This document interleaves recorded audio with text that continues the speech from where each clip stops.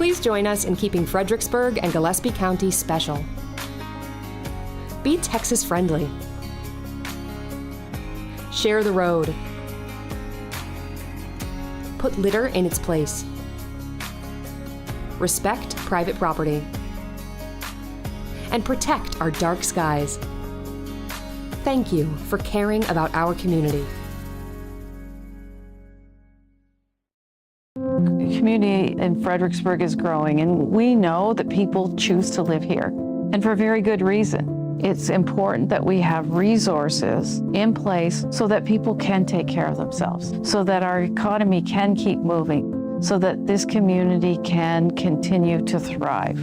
And this is our opportunity to help them stay well and stay part of the community as contributing members.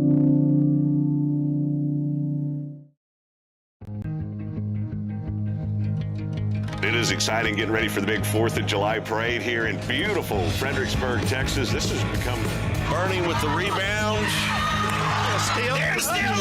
Welcome to the Fredericksburg Chamber of Commerce. Please on 5 here, 3,500. So they go to your dad. And we hear that promise again in John's Gospel. We love living in the country. When I think about Husband. Along the fairways at Lady Bird have a way of slowing life down on the front nine. Hey there, well, welcome Billy fans. This is on September 25th, 1925. John when she sank Crawford Fritch.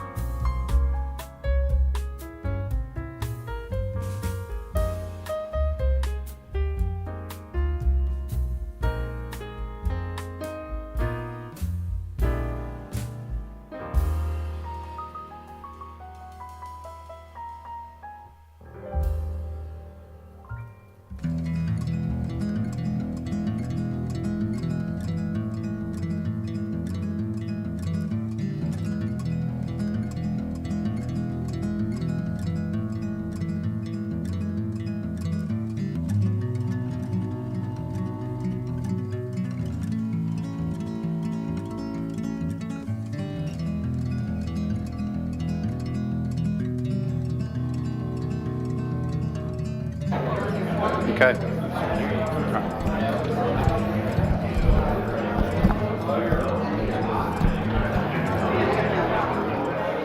Gonna let it be windy again this afternoon?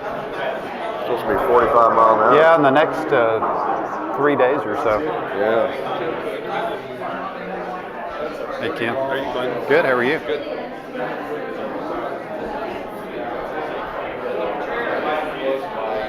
Just expand it out to the other folks like him, including me.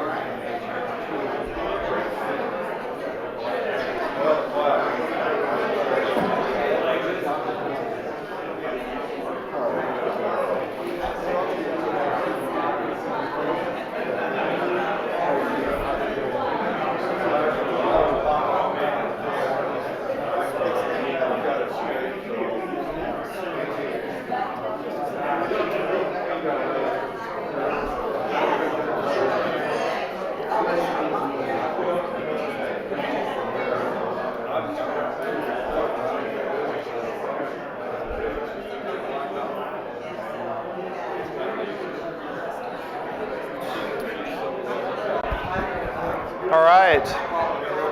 We'll go ahead and get started. If you could start to find your seats. Mainly city staff over here making all the noise. If you could find your seats, please.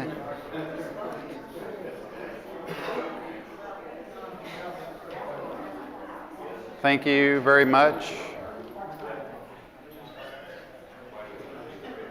So welcome to Coffee with the City Manager. I've been asking for a raise of hands, those of you that this is your first time attending. Okay, Tom Musselman, I know better than that. So our Executive Director of the Gillespie County Economic Development Commission is with us. He raised his hand, that was the first time. So we have a very special presentation today by Tim. Tim has his finger on the pulse of everything development in Gillespie County and generally this region. So he does a really good job accumulating all of the data and letting us know what's coming our way.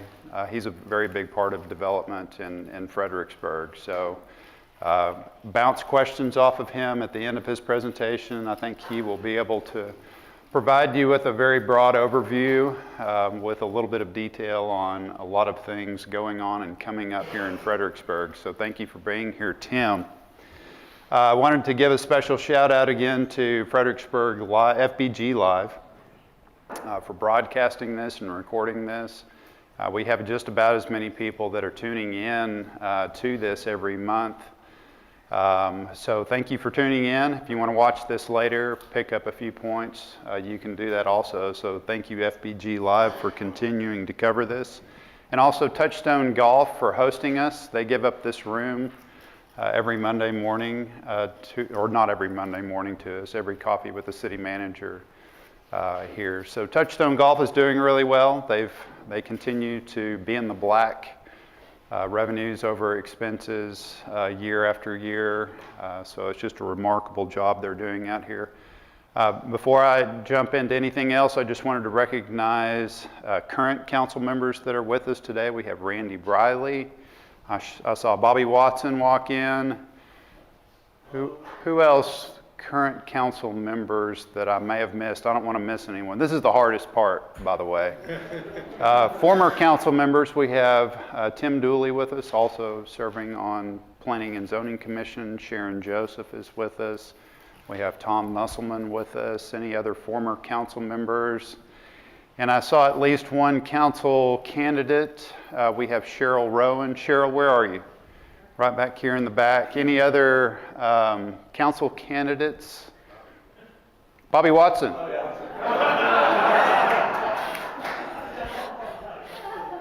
Thank you, Bobby. So Bobby is running for re-election. Randy Briley is not running for re-election on council right now. I wanted to mention that we will be giving the State of the City water supply update to the council sometime next month. This is a very comprehensive update that Chris Canese gives with our underground water district, talking about the status of our water supply. Also talking about short-term and long-term weather. It is very dry. It's also very windy. This is going to be a very windy week. I think the wind's going to blow 40 today, again tomorrow, again on Saturday. So we're really getting into the springtime wind, but we have not had any rain. You'll hear Chief Bizzle continue to talk about the fire danger across the county in conditions like this when it's very dry, low humidity, and a lot of wind. It doesn't take much to start a wildfire, chains dragging from a trailer, welding, any kind of outdoor burning, you name it. It's very critical that we keep those things under control during these conditions to try to prevent these wildfires. They get out of control, do a lot of damage. Might ask Chief at the very end to give you just a couple of tips to help us with that situation. Wanted to also mention that spring leaf pickup will begin on March 24th. If you get your leaves out today, they might end up being your neighbor's leaves. I put a few out at the curb today. I expect them to probably not be there at the end of this day. So at this point, I'm going to turn the presentation over to Tim Lindberg. Again, Tim is the Executive Director of the Gillespie County Economic Development Commission. Thanks for being here, Tim. Thank you, Clinton. Well, I've been told not to stand in front of the screen and not to move around too much, so I can't get too far from my notes. Many of you I don't know. I thought I'd talk a little bit about the Gillespie County Economic Development Commission.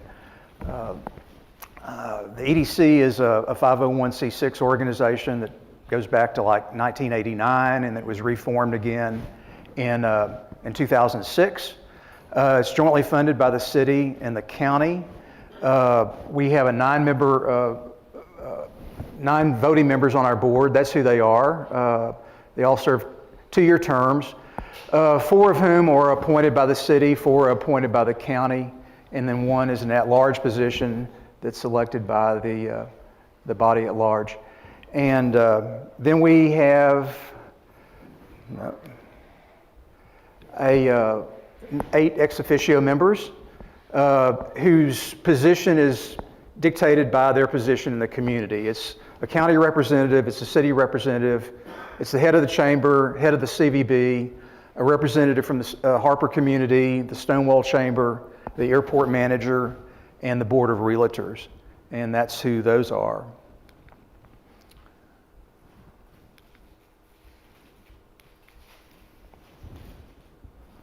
Let me go back.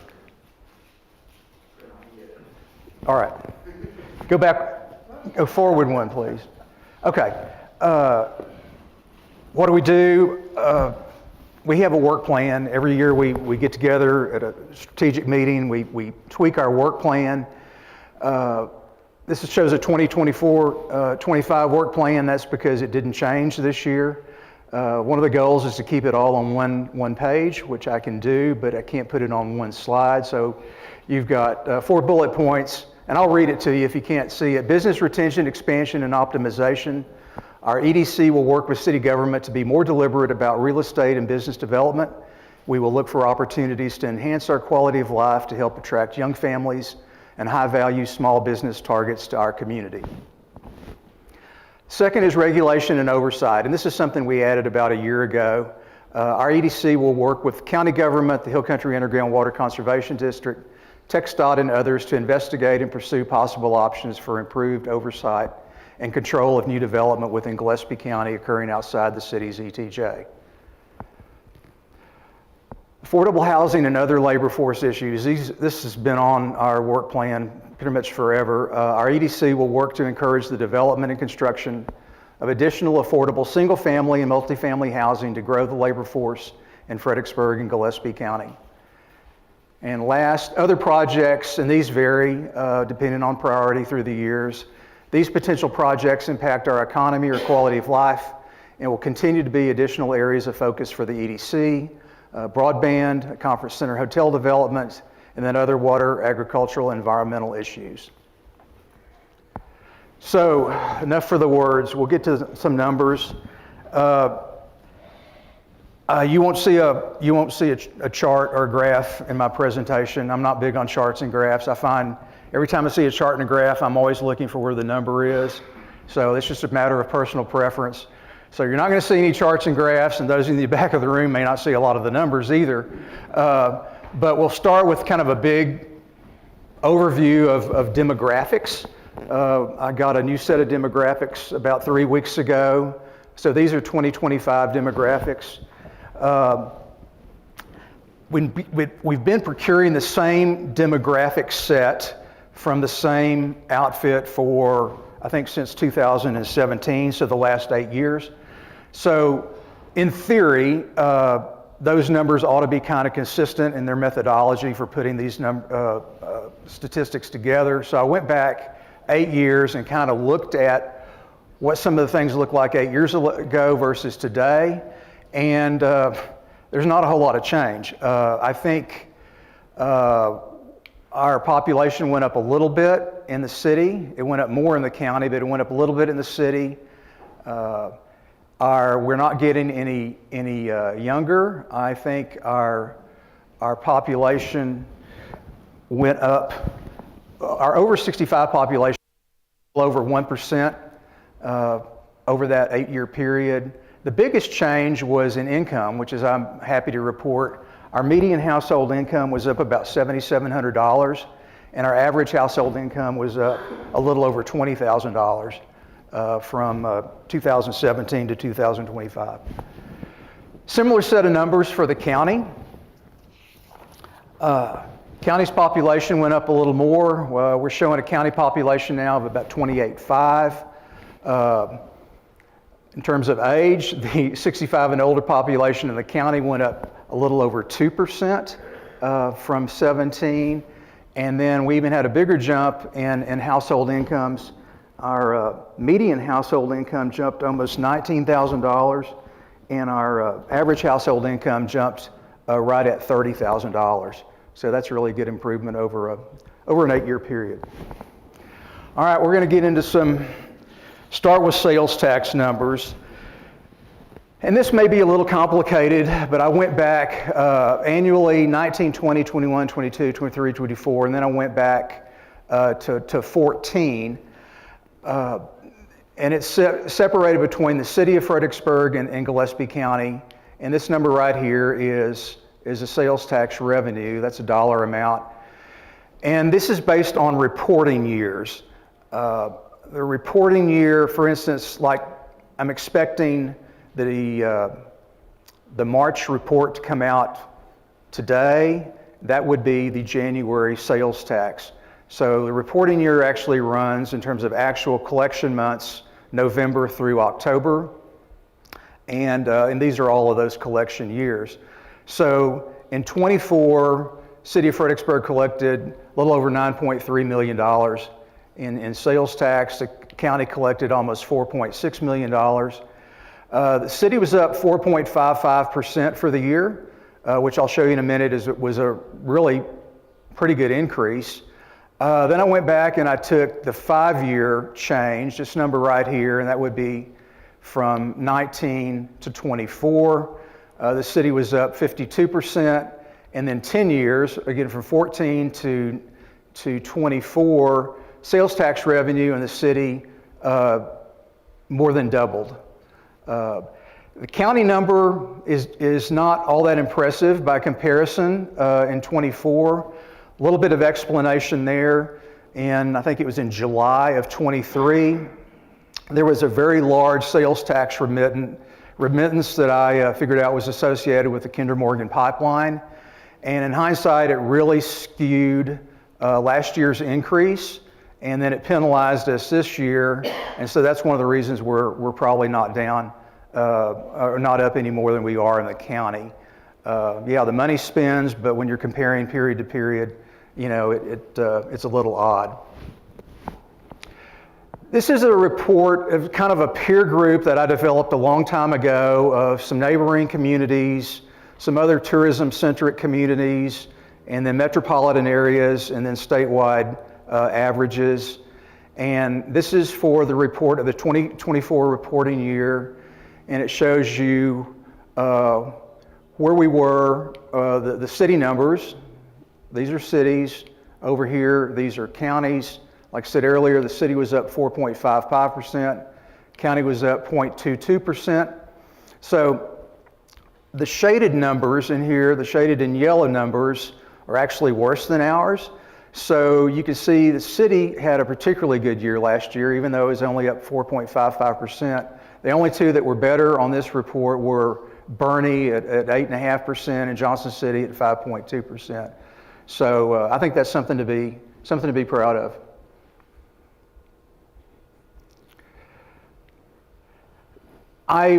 Normally we get our sales tax numbers somewhere around the 10th of the month, and we still, as of yesterday afternoon late, did not have our March report, which would be the like I said, January numbers. So we're 2 months into the reporting year, so your year-to-date number here is a 2-month total. This number right here is February. Which would be December sales, like I say there. This number is significant. In February, city collected almost $27,000 of sales tax revenue in 1 month. That's the first time the city has ever broken $1 million in a month, and that represents a record for the most sales tax ever collected in a given month in the history of the city. So off to a pretty good start of the reporting year. County's up 4%, city's up 4%, county's up a little over 3.5% for the year. We've got a lot of year left though. That's how the February, the December sales numbers, and then the year-to-date 2-month reporting year numbers kind of compare to that same peer group. One of the reasons we saw a lot of big numbers, and I went back and looked, and this often occurs with December sales in the February report. There were some significant audit adjustments. Most of them were positive, with the exception of Houston. Houston had a $2.25 million negative audit adjustment, so that was it really kind of skewed those numbers. And I mean, going forward, those will level out, but that's why they're a little peculiar. This is a report that an excerpt from a report that I get from the Scott Fair at the appraisal district. And I'll explain it. It goes back, these are 5-year increments that I put together, starting in 2009, 14, 19, and 24. And this is our tax base. The top part is the county, the bottom part is the city. City is obviously in the county number, but the top line here is the market value, market value of the property in the county. And then this is a line that I typically look at. It's the net taxable value. And then what I did is I took 5-year increments. So from 2004 to 2009, based on net taxable value, the city was up a little over 69%. Over the next 5-year period, the city was up 10.3%. And they saw a big jump between 14 and 19. Over that 5-year period, the county was up 59%. And then from 19 to 24, we were up 91%. So looking at your 10-year jumps, that would be from 14 to 24, from 2004 to 2014. Over that 10-year period, the county was up almost 87%, and then we saw a big jump between 14 and 24. The county was up 204%, and then over the 20-year period, from 4 to 24, based on net taxable value, we saw an increase of 468%. So similar numbers down here. for the city. And like I said, the city numbers are in the county, but so really impressive growth. I think based on the last, I guess that would be from here to here, yeah. In the last 10 years, the county has added $6.65 billion of taxable value to the tax base. All right, we're going to get into some, I do a report that I call my barometer report, and I do it quarterly, and it rolls up a lot of data from around the community, and so we're going to start getting into some of that. The big numbers for 24 were building permits. And these are residential in the city, commercial in the city, but a total of 719 building permits, and this is a calendar year, calendar 24 versus 266. So a really, I mean, and it's just indicative. You look around town at everything that's going on, but I think that's just a staggering number. And let me kind of put it in perspective, if I can go back. The average total over the previous 16 years, which is the data set that I compile, the average total per year was 196, and last year we were at 719. This is 3 different sets of data, kind of indicative of what's going on out in the county. These are septic permits that are issued by the county, well permits that are issued by our underground water district, and then new meters issued by CTEC. Obviously, some of which are in town, many of which are outside of the town, in the county. So, septic permits were down 23%, well permits were down 7%, meters, CTEC meters total between residential and commercial were down 17%. This was a high number, a record for CTEC last year, and a lot of that had to do with a lot of multi-meter installations, whether those are apartments or whether those were tiny home communities, whatever they were. They kind of skewed that number and made it look bigger than it probably otherwise would have been. I think the high mark for septic was in 2020, and that was at 350, and we're at 266 last year. And then the high mark for well permits was in 21, and that was at 339 versus 216 last year. Real estate sales. These are sales of real estate in Gillespie County, and I get them broken into 3 categories: residential, land, and commercial. Real estate transactions in the county that closed through our MLS. And it's broken down into transactions, which is the number of sales, and then the dollar value of those transactions. So last year we were down, not surprisingly, down about 4% to 432 transactions, and we were down 3% in dollar volume to almost $33 million. You say, well, that doesn't look too bad. Well, by comparison, in 2021, the transaction count was exactly double that. It was 868 in 21, and then the dollar amount record was also in 2021, and that was 538 million. So we're well off those high marks in real estate, which you can expect. Fuel sales at the airport. This is something that I've tracked for a long time, and this is based in gallons, so it's a non-inflationary measure of volume at the airport, and it's split between avgas and Jet A, which turboprops and jet aircraft use Jet A. Last year, the FBO sold almost 584,000 gallons of fuel. Up 11% from 23. This was a record, all-time record of fuel sales at the FBO.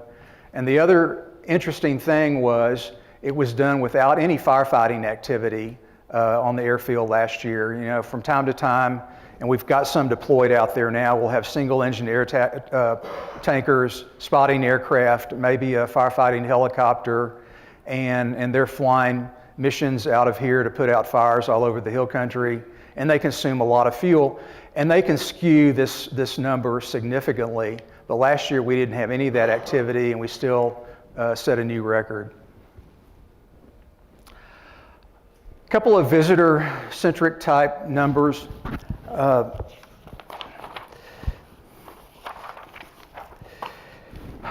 And we're going to dive into these lodging receipts in a little more detail in some upcoming slides. But what this is lodging revenue, not hot funds, but lodging revenues in terms of dollars of all the hotel, motel, and short-term rentals on a county-wide basis. That number last year was $128.7 million. That represented an all-time record and was up 10% from the previous year. And then visitor center attendance, I've tracked this number for 16 years. Don't pay a lot of attention to it. The reality there is people can get more and more information on their handheld devices. They see less need to come to a traditional visitor center. So we know these numbers continue to trail off through the years. In fact, I went back and looked. The high number on visitor center attendance occurred all the way back in 2010, and it was 69,736. So we're down into the 40s now. And down a little bit from last year. We probably saw kind of a bump this year, and thanks to the eclipse back in the early part of the year, or this number might have been down even more than that. Hope you can see those numbers. I'll explain what they are. Through the years, when Sean was at the CVB, Sean helped me with these numbers. I've pulled them from a variety of sources, going back to 1994, and these are all kind of year-end numbers that are taken in December of each of these years. And what it does is it splits, this is estimated number of rooms. This is not properties, this is rentable units of hotel and motel, and then what we used to call B&Bs, now we're calling STRs. So it's rentable units by year, and it shows the growth, like I said, going all the way back to 94, and then by year going back to 2005. The hotel motel number is traditional hotels and motels.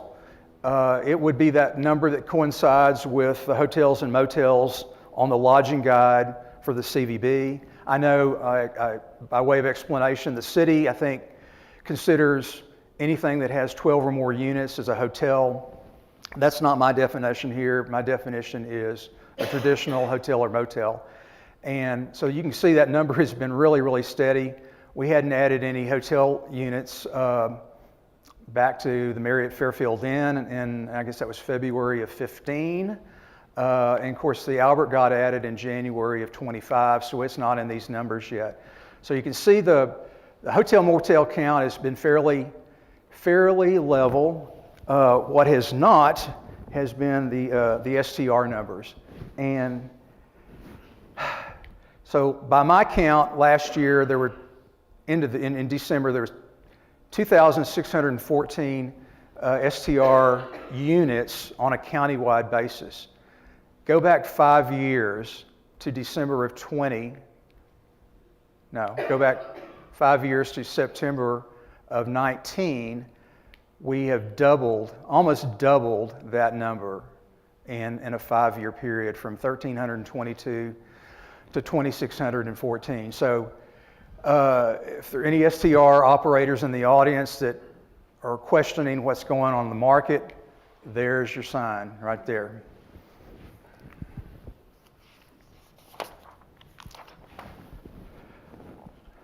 This is a slide I promised you that again looks at the gross lodging receipts and goes back to 2018, 19, 20, 21, 22, 23, and 24. And what it does, I go in and I split out the revenues associated with those, again, traditional hotel motel units versus the revenues that are associated with the B&B short-term rental market. And a couple of things. If you look, and that is how many years? That's 6 years from 18 to 24, 18 to 24. In a 6-year period of time, our gross lodging revenues have more than doubled from $62 million to almost $130 million in a year. The other thing, and this is the point of this slide, is it shows the increasing percentage of revenues that are taken up by the short-term rental market.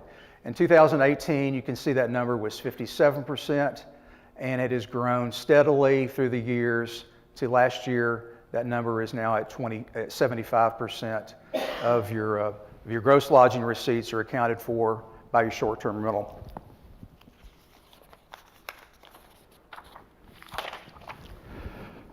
Employment numbers, employment numbers are late for January. They usually come out on the 20-something of a month, and here we are on the 12th, and I still don't have the January numbers. So these are December numbers, but they will likely get revised. I consider them preliminary until I get the January report, and these numbers get revised, and then they don't change anymore. But so only the numbers that I had. The top part of the slide is the county.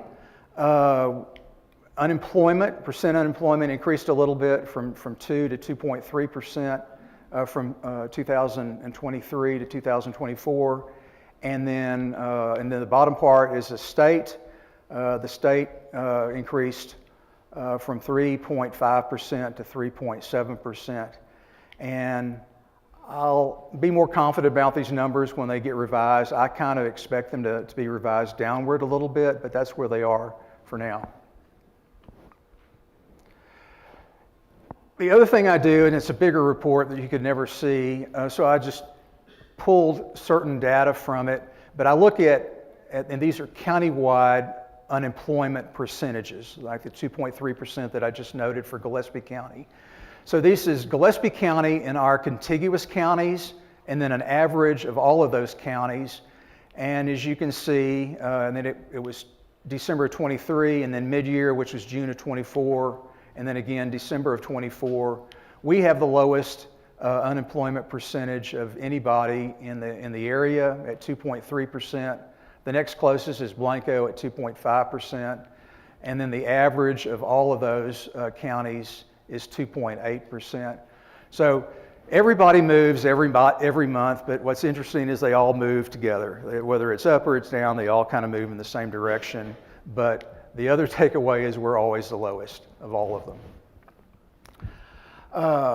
These are job numbers for Gillespie County, and it's for the third calendar quarter of the year, so that's July, August, and September. And the reason I picked the third calendar quarter, those are the most recent numbers we have. These numbers are slow in coming out. So this is the third calendar quarter of 2024 versus the third calendar quarter of the previous years. And the reason I compare it the quarter to quarter is there is a little bit of seasonality in our jobs numbers from month to month to month. So you can see that'd be 1, 2, 3, and a 4-year change from 2020. And I'm not really worried about the 2020 numbers. By July of 2020, we were past the COVID thing. We started clicking on all cylinders pretty much by Memorial Day, end of May that year. So I think our employment numbers had kind of stabilized by 2020.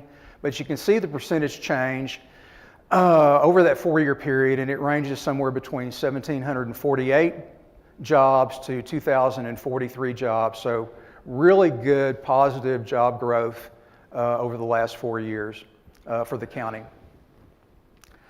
Don't expect you to see this. I'm guessing, are these slides going to be available on the city's website?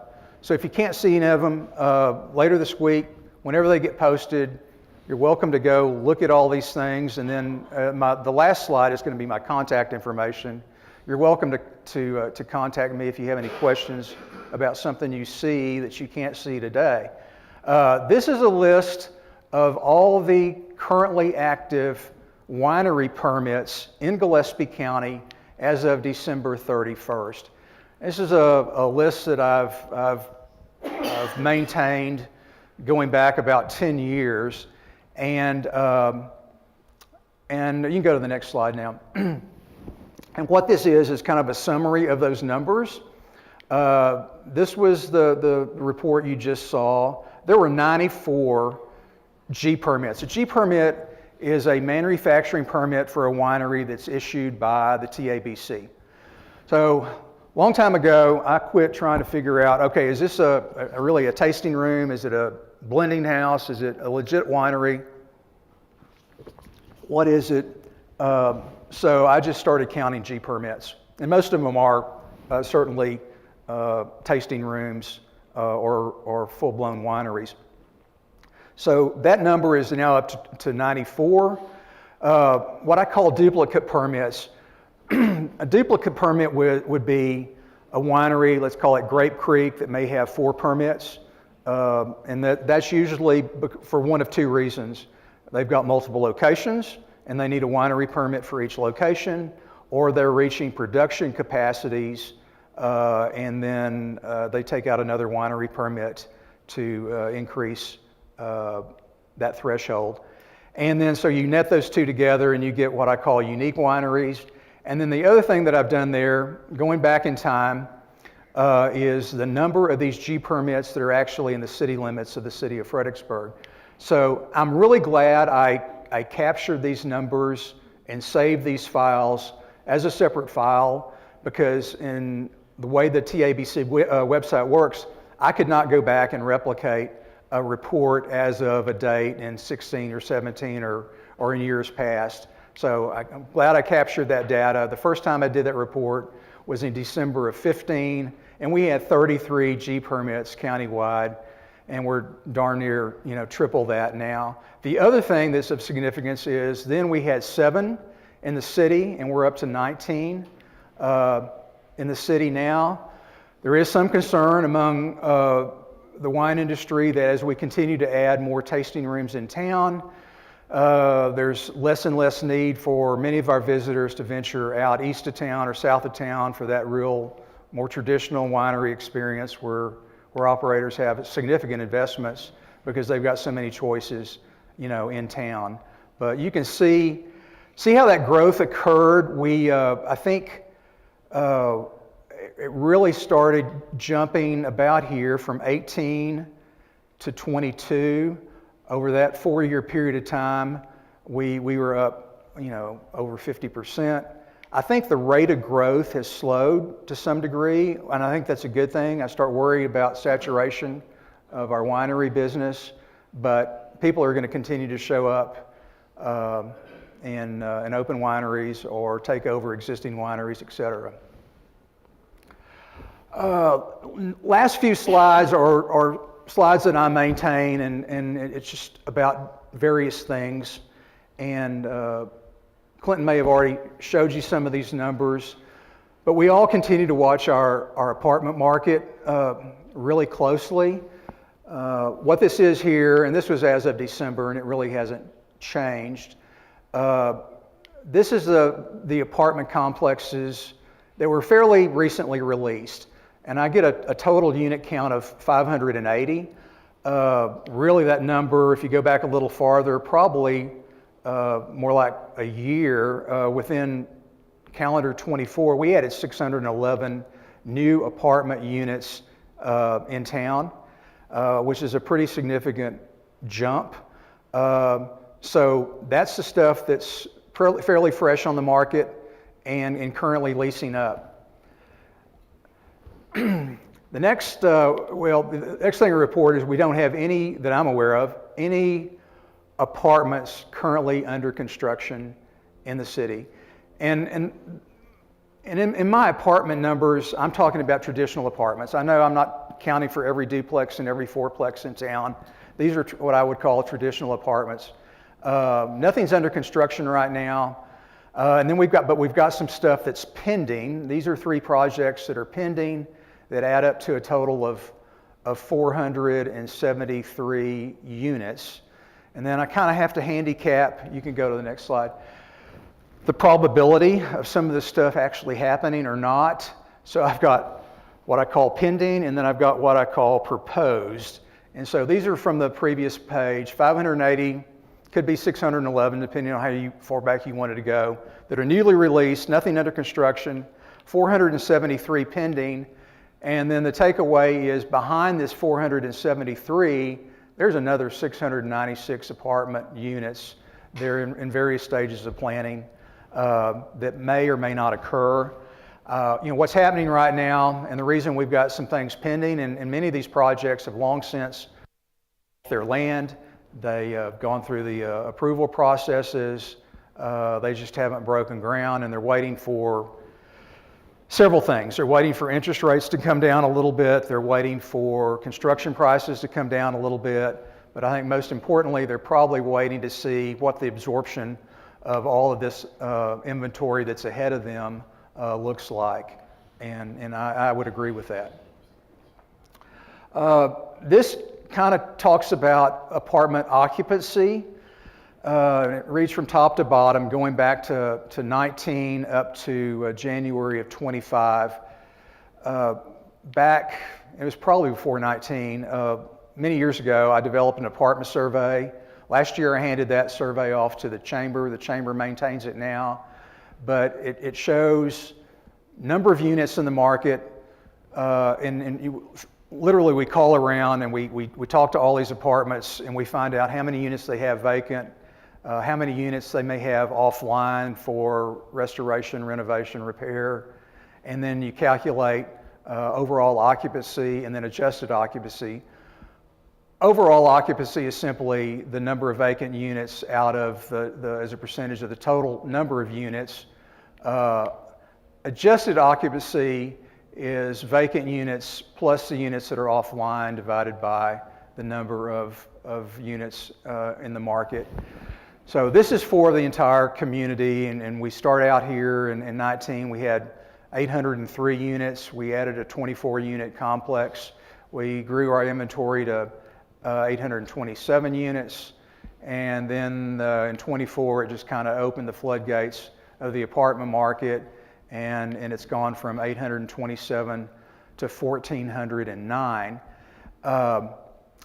But the apartment market had been really, really tight. I mean, going back from 19 all the way through early 23, we were at somewhere between 97 to 99% occupancy. And so all this new inventory that has been deployed has knocked down those occupancy numbers, and now we're kind of in the 80 range. And we're closely watching this number to see how that lease up goes and how much really pent-up demand there is out there for these apartments. So this is a report I did into January, and I know there's a lot of data there. You probably can't see all of it, but I'm paying particular attention to lot development.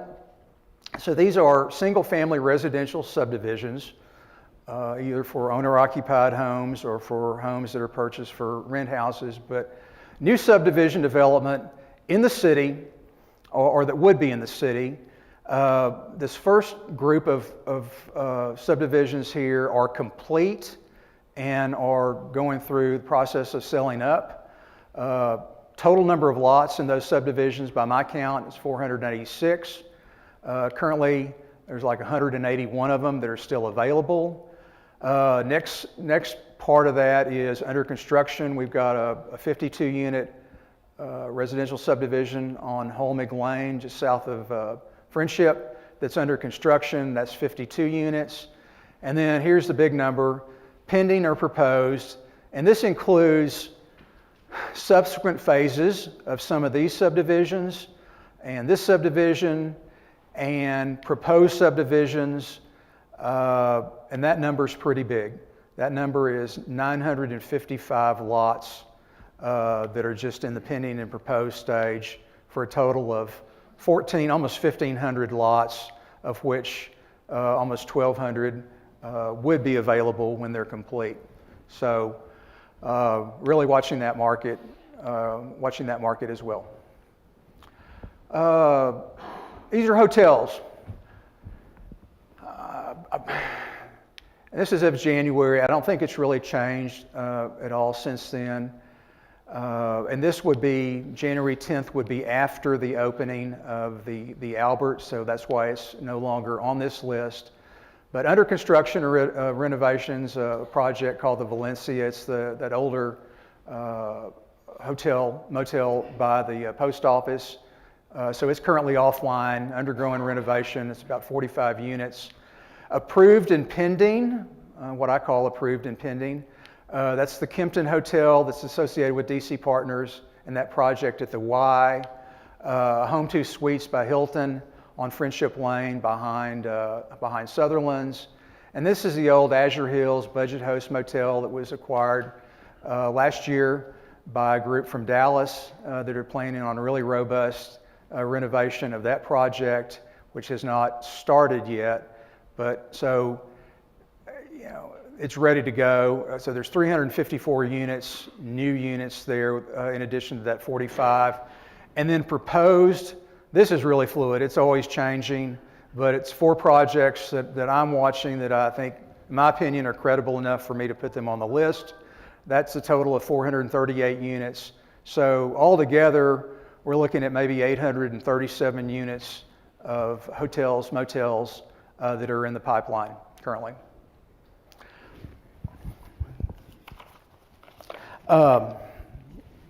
This is something I'm kind of proud of. I think our economy, by and large, performs pretty well, but it's nice when somebody from the outside takes a look at it and weighs in on it. This is a study that was released in August of 24. It was put out by Heartland Forward. Heartland Forward is a Bentonville, Arkansas-based think tank, and they went in and looked at what they call micropolitan areas. By their definition, a micropolitan area is a town of between 10 and 50,000 people that is not part of a larger statistical area.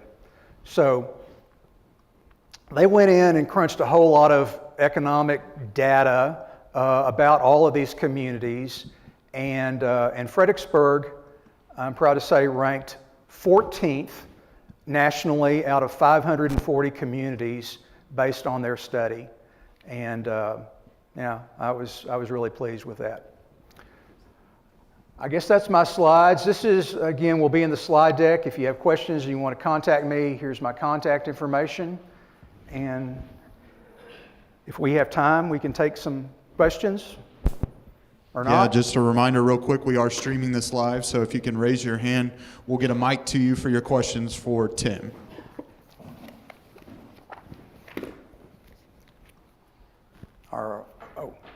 Randy, did you have a question? Yeah, I'll wait for Mike. Oh. Tim, you and I have talked about this, and the sales tax is a good news story for sure. Yeah.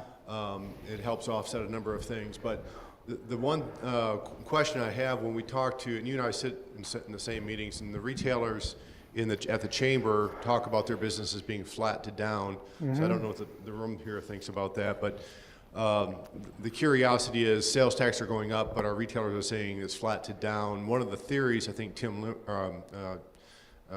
Jim, sorry, thank you, brought up was new construction and new construction materials being purchased in Fredericksburg or in the county. So would that be a one-time bump that we see? But I don't know if you've dug into that any further. No, and I don't have the ability to get with the numbers that I have access to.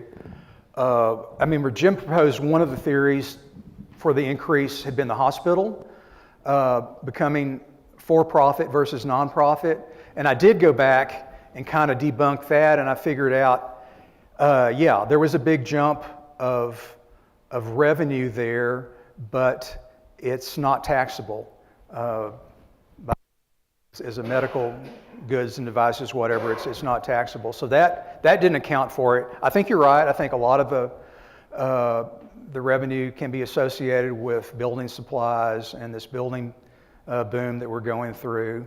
So yeah, it could be a bump, or as we continue to build, it could be fairly steady. So, yeah. Tom. Question on the unemployment numbers. You're showing that Gillespie County unemployment is at 2.3%. Correct. And that's low I think the issue here, of course, the federal government says that if you're at 4% or under, you're at full employment. Okay. So the question that I would have, I guess the community would have, would be, how many people does that 2.3% actually represent? So 2.3% of the workforce. So is that 2.3%? Are they collecting unemployment? They went from one job to another, or are these people like my wife, who is, I guess, could technically be part of the workforce? She chooses not to be part of the workforce. She volunteers instead. Is she counted as one of these people? Right. You know, we got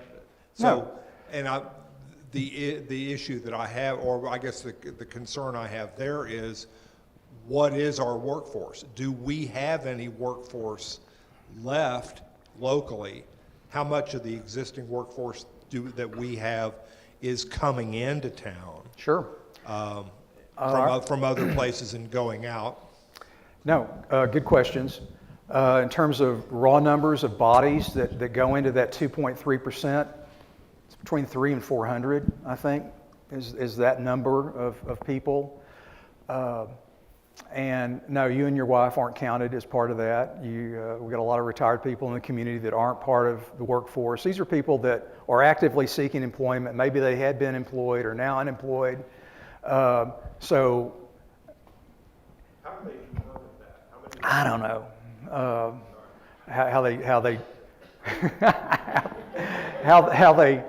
they do that. You know, I worry about a lot of things. There's things that I don't worry about as much anymore. I don't worry about broadband as much anymore as I used to. I think solutions, and that's improving. I don't worry as much about housing as I used to. We were simply adding a whole lot of supply of housing, both single family and multifamily housing. And while none of it's necessarily targeted to be a really truly affordable, that additional supply of housing is going to help compress rents and keep the market in check, I think. What I do still can't worry about is what you're suggesting, and that's our workforce.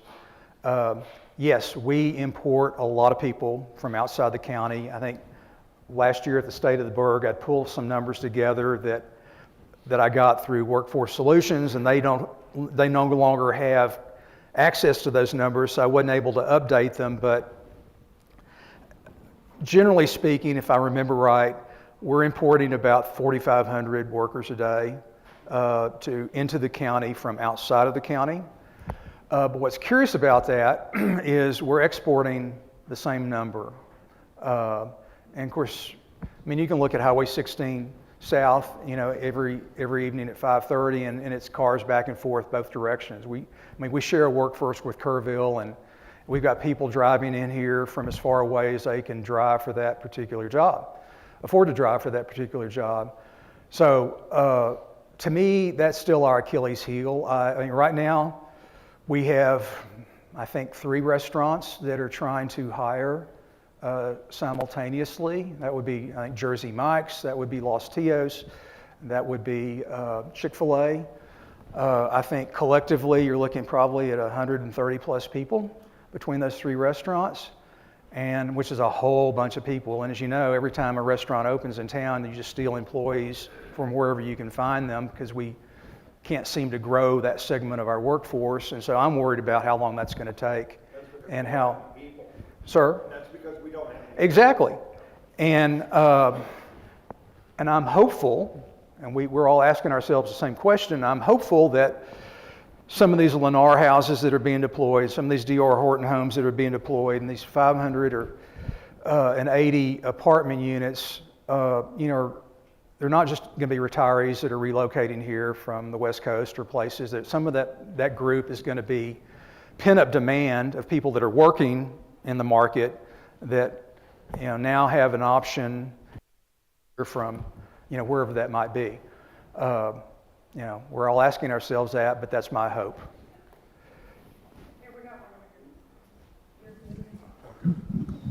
George? Oh, okay. Eric? You had mentioned that we had 719 construction permits last year, broken between residential and commercial.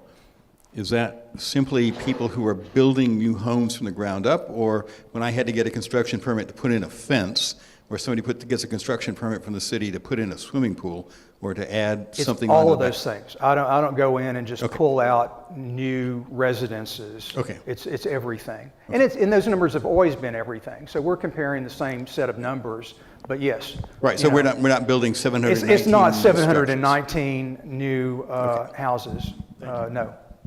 And thanks for the briefing, it's very good. George. I looked at that and it says economic up there. Oh.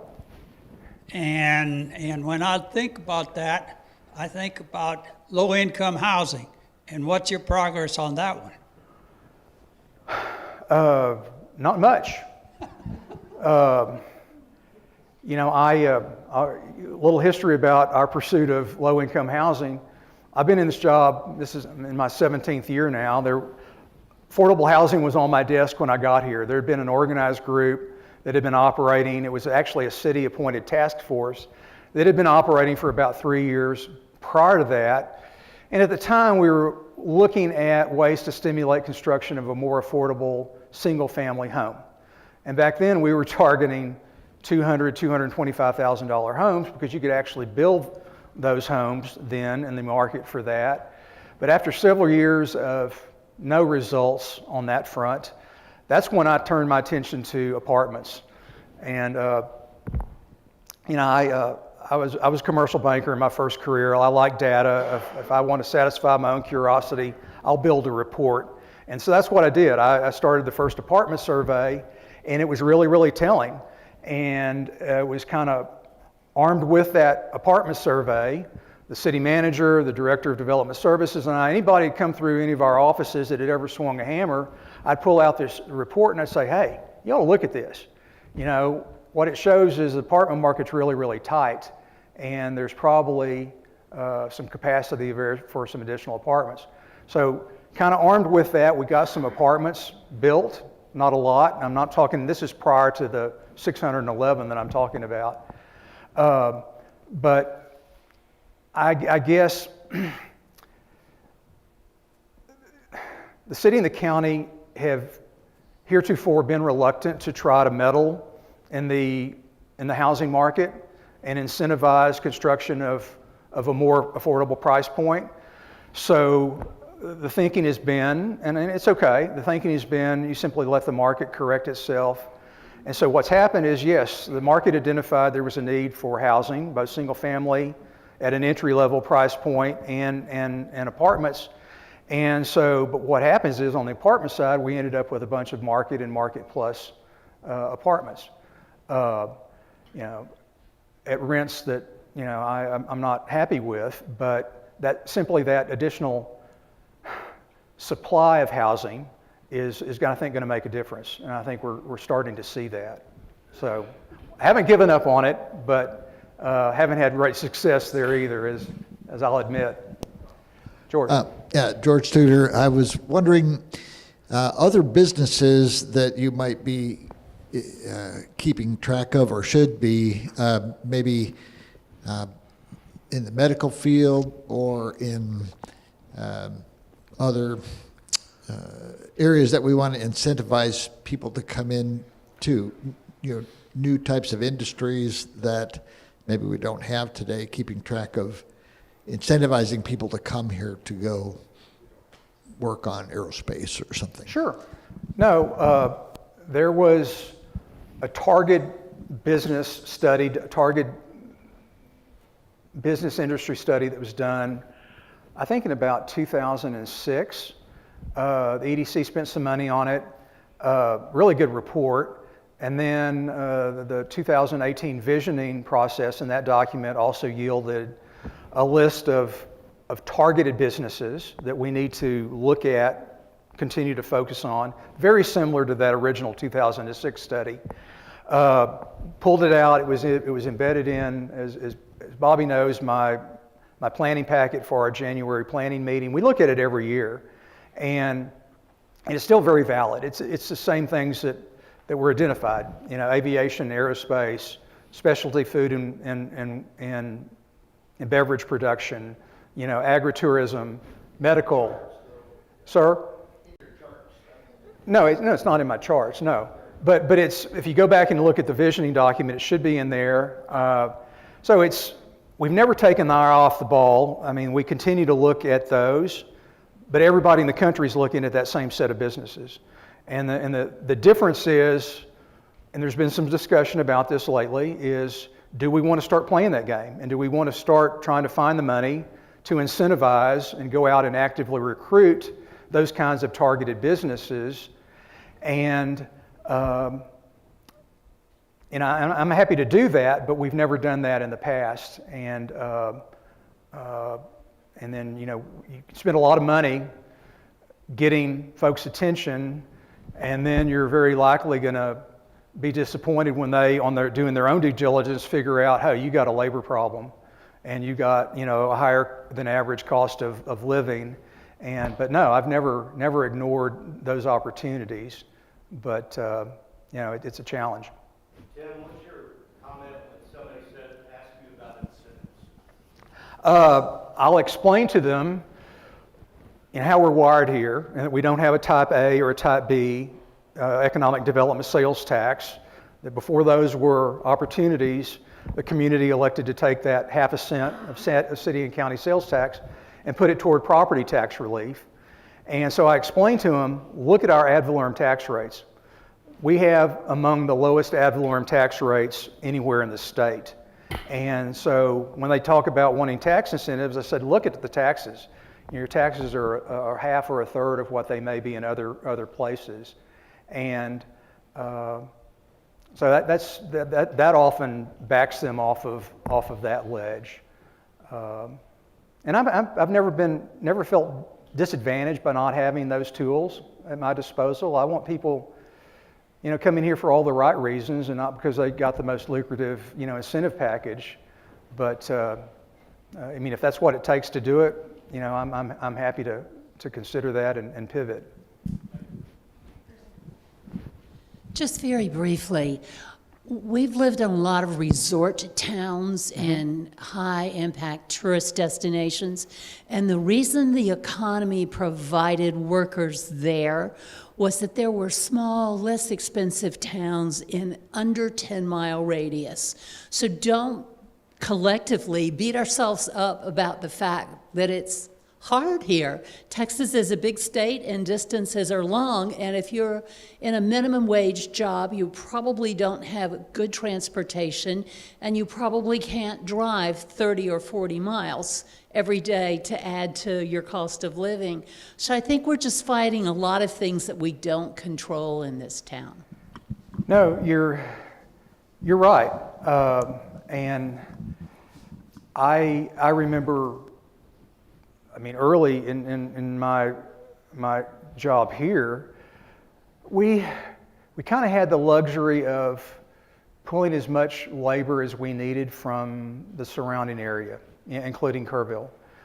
And I remember when it happened, I think it coincided with the boom of the Eagle Ford Shale south of San Antonio. And there was just giant sucking sound of all of our available labor. You know, we had a labor problem. Other places didn't, but it completely dried up the supply of labor in the hill country. And most everybody's got the same problem now. You're right. And maybe it's a little more affordable to live in Kerrville or live in Mason or live in Llano. But then you're faced with that commute, and it's certainly not ideal. I lament the fact, and it may have changed, but you know, half of your police force in the city of Fredericksburg at one time didn't even live in Gillespie County. You know, we've got teachers teaching our kiddos in the schools that don't live in Gillespie County, and so it's certainly not ideal. Yes, ma'am. Thank you. This says Gillespie County. Are you concerned in the future with all of this growth with water regulation? I mean, will the county regulate water more efficiently, or is there enough water out there for all this growth? Well, good question. It's top of everybody's mind, and it's certainly a concern of mine. And if you go back and you look at the slides that I put up about our work plan, that was embedded in there, is concerns about growth and our inability to regulate growth. And part of that is our concerns about water. The County of Gillespie itself doesn't have a lot of control over water directly. They have control over subdivision regulations. They have tweaked those subdivision regulations a couple of times in the last 2 years to, I guess, prevent the number of straws in the ground. They've recently doubled their minimum lot size of residential lots or subdivision lots in the county. My organization works pretty closely with Paul Babb at the Water District, and I just got to trust that they're doing their job, because that's kind of where the buck stops with them. Chris, I mean, you put out information all the time about the city's water availability. Of course, the city's water is coming from those same well fields that are supplying a lot of the eastern part of the county. You want to comment on that? Yeah, sure. And we'll have a whole lot more information of real broad overview like we do annually. I think at one of the council meetings in April, we'll give that same presentation to this group at a future coffee with the city manager as well. Yeah, we certainly look at it. We look at our aquifer levels on a weekly basis, sometimes more often than that. I pulled a report for the mayor here, I think last week. We're about 8 feet lower in our Canal well field than we were this time last year. So we're 100% groundwater. Tim mentioned we're pulling from the same aquifer as other property owners in that area. So we certainly are concerned. We're the biggest user of the Ellenberger aquifer here in Gillespie County. So we work very, very closely with the district. We have a very stringent water restriction right now. We're still in stage 4, and that's for a reason. Our aquifer is recharged with rainfall, and unfortunately for the last going on 7 years now, we have been below average rainfall, and by a lot, not just by a couple inches here and there. So it's certainly something that we continue to watch and pray for rain and so forth. As we look at these numbers in development, we've got an update to our wastewater master plan that we're currently working on that identifies capital projects on the water wastewater side. As part of that, we'll be looking at rates next fiscal year. So again, identifying, we haven't done a rate adjustment in several years. And then on top of that, we're looking at more of a long-term water supply as well. So we have a study that'll be coming out. We'll have some assistance from a consultant to identify all sorts of water supply projects. Some of them won't make sense for this area. Others will be very costly, but kind of throwing everything up against the wall and seeing which one sticks. And I'm not talking in the next 2 to 3 year water supply projects. I'm looking at 25, 50 year water supply projects. So that it'll be a kind of a small scale study, but it'll look at every option available to us for future years. So a whole lot more to come on kind of where we are, our state of the water at one of the meetings in April at the council meeting, which is also broadcast. Thank you, Chris. Do you have a question for Chris? Chris, what's the biggest use of water in the city? Well, we're starting to see some of that happen right now with the springtime and warmer temperatures. Is outdoor irrigation. And if you look at our water conservation ordinance, really targeting outdoor irrigation is the way we're going to conserve water. So those are the challenges that we face. People have made some adjustments to to their lawns. We see that in neighborhoods. We see that in some of these newer single-family residential neighborhoods that are going in. Size of lawns, type of lawns, type of landscaping they're put in, native plants that are more drought tolerant, that sort of stuff. So, but certainly outdoor irrigation is the biggest user. What's the percentage? I estimate around 60%. I think the number could be even higher than that, but around 60%. We on a typical fall or winter day, we pump around 2 million gallons, just under 1.8 million gallons a day. We brush up against 4 million gallons, sometimes a little more than 4.2, 4.3 million gallons a day during the summer months. So, more than double during the summer. It's attributed not to visitors coming, it's attributed to the outdoor irrigation that we see. Thank you. Other questions? All right, well, thank you, Clinton. Appreciate the opportunity. Thank you, Sean, for your help. Thank you all for attending. Thank you, Tim. Thank you, Tim. Just wanted to real quickly, if you haven't seen it already, our redesigned website launched last month, February 20th, I believe. So 4 main things we tried to hit: enhanced design, intuitive navigation, enhanced search, and upgraded pages.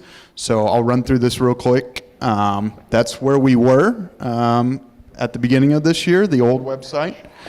And new one looks like that. So a little cleaner design there. Navigation-wise, our navigation used to look like that with many steps. You kind of had to follow the bars along. I'm sure this frustrated many of you. It frustrated me. So now we have moved to this look, where you can see everything in the menu when you click on it, and there are no hidden fields. That advanced search that I mentioned is in the bottom right-hand corner. We call it the Fredericksburg Assistant. Alyssa told me this morning we're getting about 20 questions a day on this, so this will only improve as we go forward. It's AI-powered, so we can train it to answer how we want to. So if you want to test it out, click on our website, submit a couple questions, and hopefully if it takes you to the right place, you can give it a thumbs up. If it takes you to the wrong place, give it a thumbs down, and we'll get that corrected. And then finally, some upgraded pages for our Parks Department and our Police Department. So that is the old look of our Parks and Recreation page. And now the new look with much more friendly, clean, great pictures. We have some great park assets, and to show those off, put those in the picture. And then our Police Department page went from that to now that. So hopefully you agree. I think it's a good upgrade for us, and if you have any questions, happy to take those on that. If not, I'll turn it back over to Clinton. Okay, thank you. Thank you, Sean, for that. Let me get on here. Okay. Chief, could I have you talk just a little bit about the current conditions we're under and fire safety? Sure. Good morning, everyone. I appreciate the opportunity to come before you this morning. And sometimes I sound like a broken record, but I just want to advise everybody the extreme fire conditions that we are in right now. And we're talking extreme, which is the highest you can get. We're currently in a critical to extreme fire condition weather-wise. We get situation reports. The last one we received was 3:17 a.m. this morning, so the Weather Service is doing their job. And what they are telling us over the next week, specifically this week, today, strong winds up to gusts of up to 40 miles an hour. And then the next 2 days that we will be in these extreme conditions, again, this is from a wind perspective, will be Friday and Saturday. So I'm here just to ask each of you to be extremely careful. There are situations that occur. We can't do anything about the wind blowing and potential power lines coming down and starting fires, but we can prevent fires by being safe and smart with any type of hot objects, welding, cutting. We're talking about parking in high grass with your vehicle and keeping it running. Getting rid of your charcoal once you've barbecued, barbecuing in safe areas. There are a ton of things that we can do to prevent this. And I'm just asking for your help to spread the word to others that we're in extreme fire conditions at this time. And we're not going to get any relief until it rains. So normally this time of year, we have some rain that occurs, but what we are finding is our grass, the moisture content in our grass is critical, which means they don't have any moisture. And when you combine low humidity of below 30%, strong winds, you can certainly have a small fire become a very, very large fire in a matter of seconds. So again, help me, help the community to be safe. Thank you very much.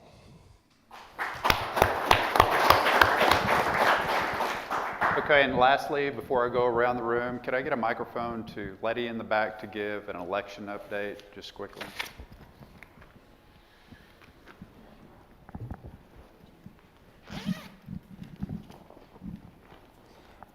Good morning. I just wanted to give you all an update. Early voting begins April 22nd, and that's early voting by personal appearance, and it ends on the 29th. The last 2 days, the 28th and the 29th, the hours are 7 a.m. to 7 p.m., whereas the previous week will be 8 to 5. Voting will take place at 95 Frederick Road, which is the elections office. And so that's for early voting. Election day, May 3rd, 2025, 7 a.m. to 7 p.m. Again, the location is the same, 95 Frederick Road. We hope to see you there. Okay, thank you very much. So going back to Tim's presentation, anyone learn anything today that you may not have known? Yeah, a lot of information, a lot of changes. When you look at the last 5, 10, 15 years in Fredericksburg, that's one of the comments that we hear a lot when we got out and got around the community, and I know a number of you attended our town hall meetings. That is the one thing that we heard, is how much Fredericksburg had changed just in the last 5 years or so. So at this point, I will go around. If anyone has any other questions, we have a number of staff here. We would be happy to answer those either here or offline. I'm going to start right here at this table and just go around. Any questions or comments? Dr. Hammerson. Thanks for the presentation, Tim. Thanks again. That was very informative. On your tables, I put down some flyers for the upcoming VFW auction, raising money to try and build a new VFW post. The building we have right now was built in the 30s. Roof's coming off, plug things in on one side and the air conditioning goes off, it's that sort of stuff. A lot of nice things. Bring your checkbook. All varieties of prices, artwork, jewelry for the ladies, guns. We've got a couple of nights stay at the new Albert Hotel. A variety of things, STRs, fishing trips, hunting trips. Great opportunities for both locals here and folks who might be walking through town on First Friday Art Walk on the 4th of April. Thank you. Okay, perfect. Thank you. Building on what Chief Bizzle told us, there are brochures on your table. Fire-wise safety, please take them. Please take them back to your place of business. This is critical. We're in a real emergency situation. Thank you. Thank you, Lindy. I'm going to jump right here. Yes, ma'am. Hi, I'm Deb Youngblood with the Pertinellis River Alliance, and I got to tell you, when I came in here this morning, as I was walking up over here, I heard some honking and I thought, geese? And then I looked up and I saw 2 sandhill cranes flying over this building. It was just beautiful. So that leads into what I wanted to talk to you guys about this morning, and the Lights Out campaign. The birds are starting to migrate, and they started on March 1st. Actually, I don't know how they knew it was March 1st, but that's when they started. But they're going to continue on through June 15th. And what we really need everybody to do is to turn off your lights, your outside lights, from 11 p.m. to 6 a.m. 11 p.m. to 6 a.m. The reason we need those turned off is because all those lights just disorient the birds. And believe it or not, we have insects also that migrate. But they get confused, and then they start running into windows and doing crazy stuff and getting off course. And so just turn your lights off. Let's stop confusing the birds and the insects. And that doesn't mean that you can't have any lights on. It just means you need to choose carefully what is an essential light. Now, that being said, I just want to give kudos to one company in the county that has done an incredible job with their dark skies lights. Now, I know that if you go down 290 East in the dark, you're not in the dark very long. It's like a midway carnival. It's so well lit up. But the exception is Wild Seed Farms. They've turned off all but their essential lights.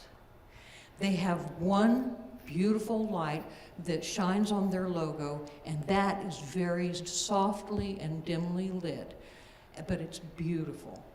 So kudos to Wild Seed Farms for getting out there and doing the right thing for our birds. Okay, thank you for that. I'm going to jump back to the next table. Anyone? George? Thanks to Garrett for sweeping the streets. They look really good. You bet. You can thank Chris Canesi. I think Chris. He's the one that wrangled the troops on that one. Thank you. Okay, table in the back. The big table in the back. We have a small table in the front and a big table in the back. Anyone? Okay.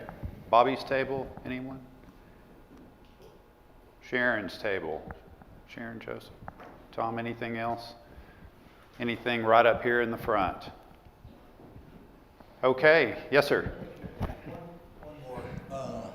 Okay, so we have several candidates for city council. Is there going to be any kind of a forum or a way to evaluate them?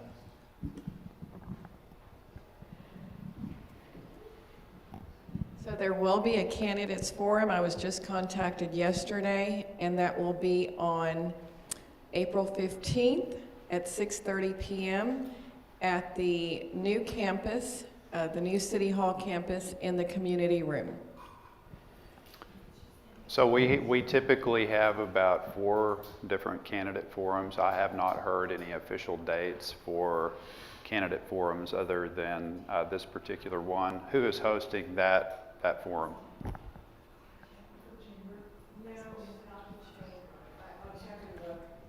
Those should be coming out, I would say, fairly soon. So we'll have a really good schedule for if anyone's interested in attending those. For what it's worth, Clinton, we've been contacted by the Chamber for April 17th at a candidate forum. Okay. I don't know that that's solidified yet, but that's Okay. on the Thursday of that week. So it sounds like another one sponsored by the Chamber coming up mid-April. And again, there's typically about 4 of those. Okay, anything else? Well, thank you for being here again, and have a great rest of the week.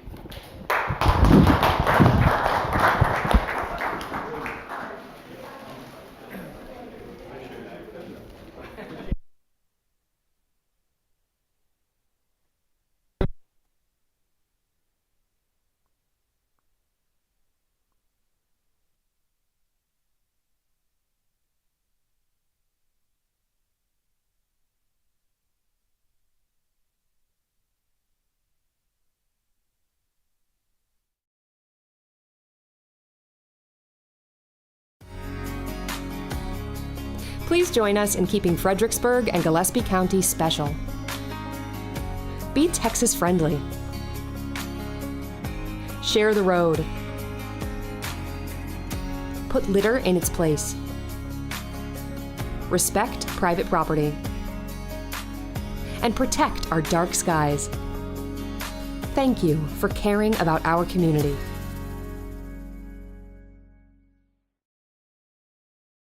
The community in Fredericksburg is growing, and we know that people choose to live here, and for very good reason. It's important that we have resources in place so that people can take care of themselves, so that our economy can keep moving, so that this community can continue to thrive. And this is our opportunity to help them stay well and stay part of the community as contributing members.